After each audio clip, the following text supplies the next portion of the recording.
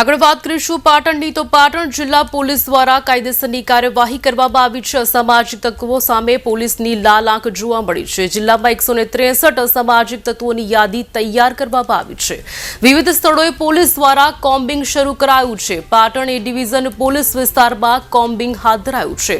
અસામાજિક તત્વોના ઘરે પોલીસે તપાસ હાથ ધરી બુટલેગરોના ગેરકાયદેસર મકાનો, વીજ જોડાણો તેમજ ઘાતક હથિયારો મળી આવ્યા છે। પોલીસે તમામ સામે કાયદેસરની કાર્યવાહી હાથ ધરી છે।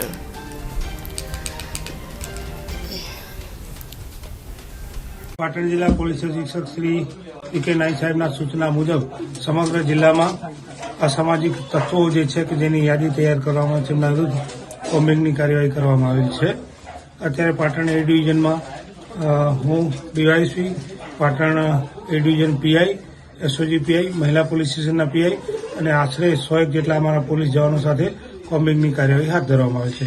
આ દરમિયાન એક જે વોન્ટેડ આરોપી છે એ વોન્ટેડ આરોપીનું મકાન ચેક કરવામાં આવતા એના મકાનમાંથી શંકાસ્પદ કહી શકાય એવું વીજળીનું જોડાણ મળ્યું છે અને અનુસંધાને યુજીસીના અધિકારીઓને બોલાવવાની કાર્યવાહી ચાલુમાં છે।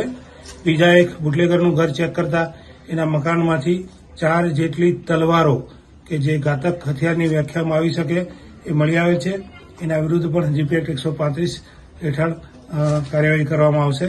ત્યારબાદ બીજા એક આરોપીનું મકાન ચેક કરતા એ મકાનના જે વીજળીનું કનેક્શન છે એ પણ પ્રથમ દ્રષ્ટિએ શંકાસ્પદ જણાઈ આવે છે, કેમ કે એને પોતાના મકાનમાંથી અન્ય મકાનોમાં ગેરકાયદેસર વીજળીનો પુરવઠો પૂરો પાડેલ છે।